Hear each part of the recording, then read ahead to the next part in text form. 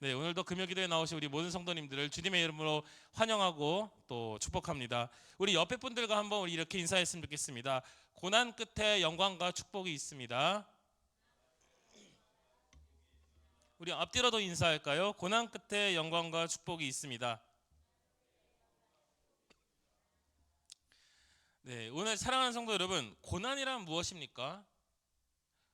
세상 사람들은 고난을 절망으로 또 인생의 실패의 이유로 직결하곤 합니다.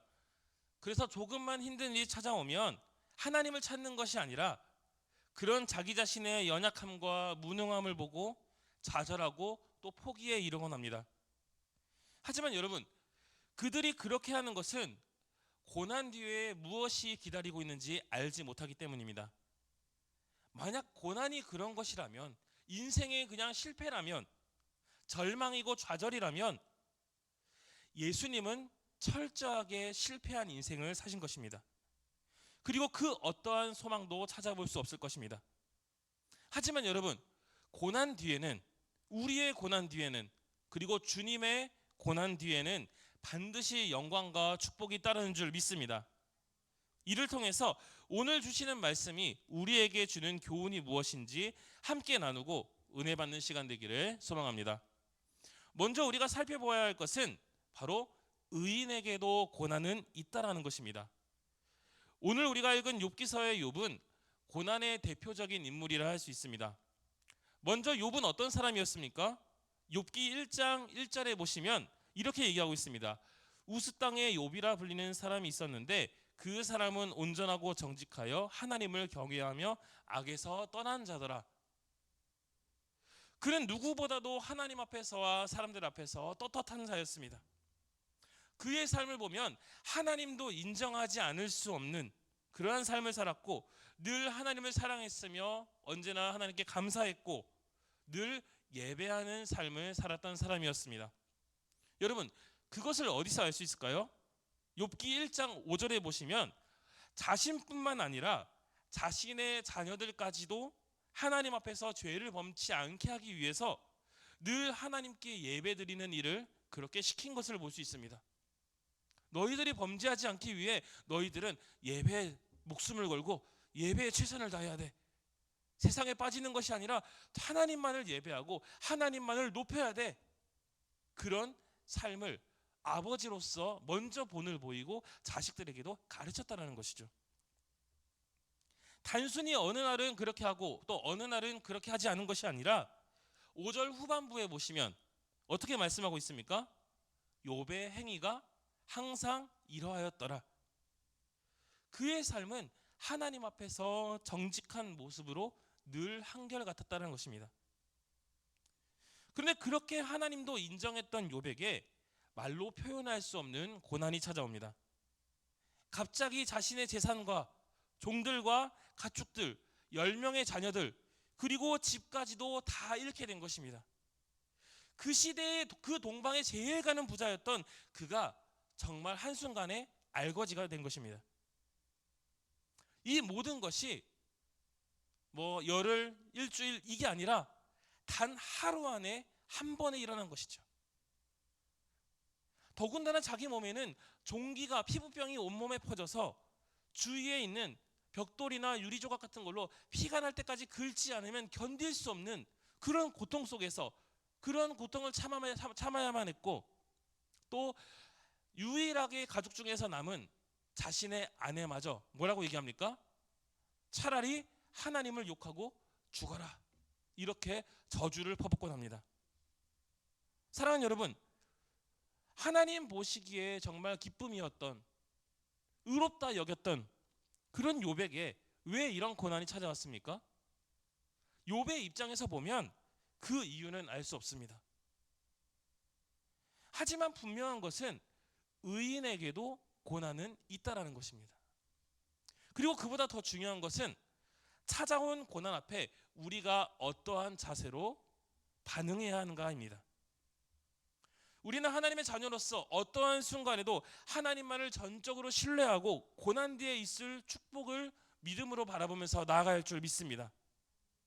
욥이 넘어졌지만 아주 넘어지지 않았던 이유는 바로 그러한 신앙이 욥에게 있었기 때문이라는 것입니다. 그렇게 욥은 욥기서 23장 10절에서 이렇게 고백합니다. 그러나 내가 가는 길을 그가 아시나니 그가 나를 단련하신 후에는 내가 순금같이 되어 나오리라. 그리고 시편 37편 23절에서 24절에서는 이렇게 말씀하고 있습니다. 우리 같이 한번 읽도록 하겠습니다. 시작. 여호와께서 사람의 걸음을 정하시고 그의 길을 기뻐하시나니 그는 넘어지나 아주 엎드러지지 아니함은 여호와께서 그의 손으로 붙드심이로다. 아멘. 사랑하는 성도 여러분, 오늘 말씀에서 욥은 고통 속에 있었지만 욥기 후반부에 보시면 마침내 그는 하나님을 만나게 됩니다. 이제까지 자신이 하나님을 잘 알고 있다고 생각했고 잘 믿고 있다고 생각했는데 실제로는 그러지 못했던 것을 깨닫게 되는 것이죠. 그리고 욥은 인격적인 하나님을 만나면서 하나님이 얼마나 위대하신 분이신 줄을 깨닫게 되는 것입니다. 무엇을 통해서입니까? 자신이 겪었던 고난을 통해서입니다. 그 고난을 통해서 욥을 향한 하나님의 뜻이 드러나게 된 것입니다. 사랑하는 여러분, 고난은 결코 우리를 괴롭게 하는 것이 아니라 바로 선하신 하나님의 뜻을 나타내고 그 하나님의 뜻을 이루기 위한 도구인 줄 믿습니다. 우리가 그 사실을 기억해야 합니다.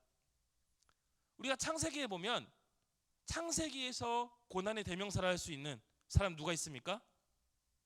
요셉이 있죠. 요셉이 왜 그렇게 힘든 고난을 겪었습니까? 요셉은 창세기 50장 20절에서 말합니다. 당신들은 나를 해하려 하였으나 하나님은 그것을 선으로 바꾸사 오늘과 같이 많은 백성의 생명을 구원하게 하시려 하셨나니. 요셉의 입장에서 보면 이해할 수 없고 받아들이기 힘들고 내가 대체 뭘 잘못했길래 이런 고난이 나에게 찾아오나 할 수 있지만 무엇 때문입니까? 죽어가는 영혼들을 흉년으로 인해서 정말 죽을 수밖에 없는 그 영혼들을 구원하시기 위한 수많은 백성들을 구원하시기 위한 하나님의 뜻이 그 안에 숨겨져 있었다는 것입니다. 그리고 여러분, 예수님께서 왜 모진 고난을 받으시고 십자가에서 죽으셨습니까? 바로 온 인류를 향한 하나님의 뜻을 이루시기 위해서입니다. 이처럼 우리가 고난을 이겨낼 때 하나님의 뜻을 이루고 비로소 하나님의 축복과 영광이 따르게 되는 줄 믿습니다. 그렇다면 사랑하는 여러분, 우리에게 찾아온 고난, 그 누구도 피해갈 수 없는 이 고난을 이길 수 있는 방법은 무엇입니까? 우리가 고난을 피해갈 수만 있다면 참 좋겠지만, 겪지 않을 수 있다면 너무나도 좋겠지만, 심지어 예수님도 고난을 받았기에 우리도 그 고난을 피해갈 수는 없습니다.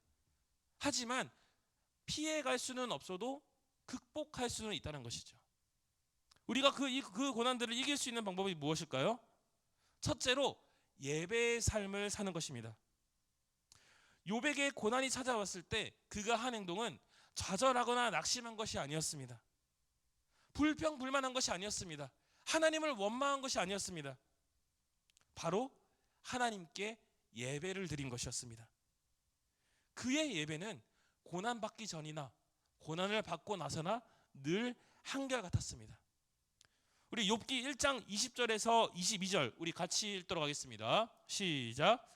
욥이 일어나 겉옷을 찢고 머리털을 밀고 땅에 엎드려 예배하며 이르되 내가 모태에서 알몸으로 나와 싸운즉 또한 알몸이 그리로 돌아가올지라 주시니도 여호와시요 거두시니도 여호와시오니 여호와의 이름이 찬송을 받으실지니이다 하고 이 모든 일에 욥이 범죄하지 아니하고 하나님을 향하여 원망하지 아니하니라. 아멘. 아까도 이야기했듯이 욥의 입장에서 보면 도저히 이해할 수 없고 대체 내가 무엇을 잘못했길래 나에게 이런 고난을 주십니까?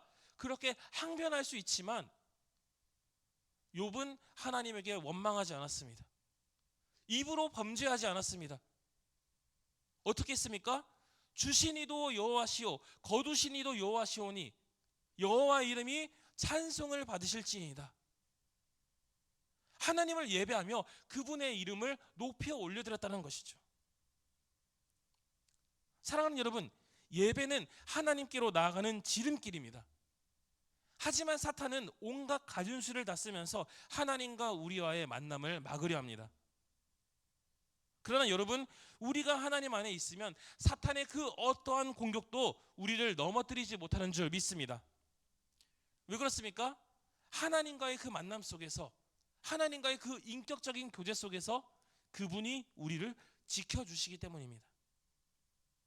우리는 우리에게 고난이 찾아왔을 때 세상 의지하지 않고 내 자신을 의지하지 않고 다른 이들을 바라보는 것이 아니라 오직 살아계신 하나님만 의지하고 바라보면서 말씀과 기도, 찬양의 삶, 즉 예배의 삶을 살아야 하는 것입니다.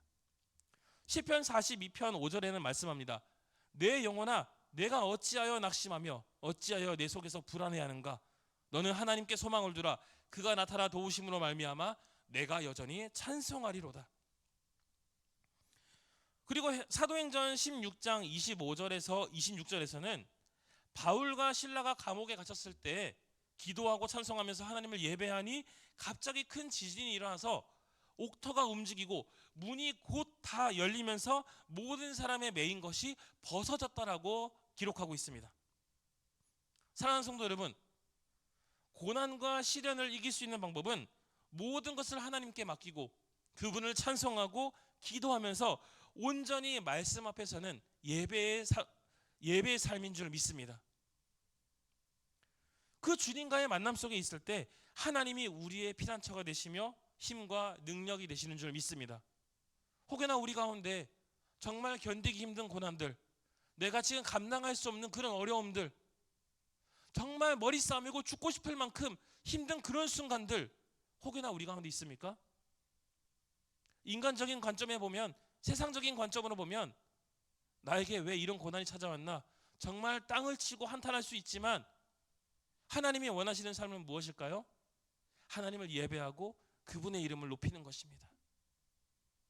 우리가 아까 찬양을 불렀던 것처럼 위대하신 하나님, 정말 찬송과 영광과 존귀를 받으신 하나님, 그 하나님을 바로 높이는 것, 그것이 우리가 해야 할 일이라는 것입니다. 두 번째로는 바로 회개의 삶을 사는 것입니다. 오늘 말씀 욥기서 42장 6절에서는 그러므로 내가 스스로 거두어드리고 티끌과 재 가운데서 회개하나이다 라고 욥은 고백합니다. 욥은 고난을 겪으면서 자신의 모습을 보게 된 것입니다. 많은 사람들도 인정하고 하나님도 인정한 사람이었지만 그도 결국 하나님 앞에서는 똑같은 죄인의 모습이었다는 것이죠. 그동안 보지 못했던 자신의 모습을 고난의 시간들을 통해 하나님 앞에서 철저하게 회개해야 할 죄인임을 깨닫게 된 것입니다. 결국 그는 회개를 통하여서 고난과 역경을 이겨내고 더욱더 하나님께로 나아갈 수 있게 되었습니다. 우리가 잘 아는 신약에서 탕자의 비유에서도 회개가 고난을 이길 수 있는 방법이라는 것을 우리가 알 수 있습니다. 그 아버지의 둘째 아들 탕자가 아버지의 재산을 가지고 미리 받아서 세상에 나아가 허랑방탕하게 쓰고 방황하여서 모든 삶의 소망을 잃고 좌절하고 있을 때 그가 마침내 깨달은 것이 무엇인가요? 다시 아버지께로 돌아가는 것이었지만 그 전에 먼저 깨달은 것은 자신의 죄를 스스로 돌이키는 것이었습니다. 만약 자신의 죄를 끝까지 깨닫지 못하고 뉘우치지 않았다면 그에게 찾아온 고난은 계속되었을 것이고 결국에는 하나님과 아버지께 크나큰 죄를 지은 죄인의 모습으로 비참하게 죽음을 맞이했을 것입니다. 그 타지에서 아는 사람 한 명도 없고 흉년이 들어서 정말 먹을 것도 아무것도 없고 가진 것 다 탕진하고 지업 열매라도 먹으려고 하는데 그조차 주는 자가 없는 그런 상황에서 모든 살 소망이 끊어진 상황에서 어떻게 살 수 있을까요? 자신의 죄도 돌아보지 않고 그저 내가 무엇을 잘못했는데 난 잘못한 게 없어, 다 하나님 탓이야, 아버지 탓이야. 만약 그렇게 하나님을 원망하고 아버지를 원망했다면 그는 구원받지 못했을 것입니다. 결국 그는 비참한 죽음을 맞이하고 아버지의 품으로 돌아갈 수 없는, 돌이킬 수 없는 상황을 맞이하게 될 수밖에 없다라는 것이죠. 그러나 탕자는 늦게라도 자신의 죄를 깨달았습니다. 그리고 염치 없고 부끄럽지만 뭐라고 얘기하고 있습니까? 자신의 모습을 돌아보면서 스스로 돌이켰다고 얘기합니다. 내가 하나님 앞에서 또 아버지 앞에서 정말 큰 죄를 지은 죄인이었구나. 비록 내가 아들이라 일컬음을 받지 못한다 할지라도, 종이라 불리우고 종의 대접을 받는다 할지라도 나는 아버지께로 돌아가야 되겠구나. 스스로 돌이켜서, 즉 회개함으로 아버지께로 돌아가는 삶을 택했다라는 것입니다. 그렇게 아버지께로 돌아갔을 때 어떻게 되었나요? 성경 어디에 찾아봐도 아버지가 돌아온 아들을 나무랐다라는 구절은 단 한 군데도 없습니다. 오히려 너무나도 기뻐서 울며 그 아들을 맞이하면서 정말 자기가 가지고 있던 가장 좋은 것, 손에는 반지를, 또 발에는 새 신발을 신겨주면서 송아지를 잡아서 잔치를 열고 정말 아낌없는 사랑을 그 아들에게 부어주었다는 것이죠. 사랑하는 여러분, 이것이 바로 저와 여러분을 향한 하나님 아버지의 마음인 줄 믿습니다. 오늘 말씀에 나온 욥도 자신의 죄를 스스로 거두어드리고 티끌과 죄 가운데서 회개하였습니다.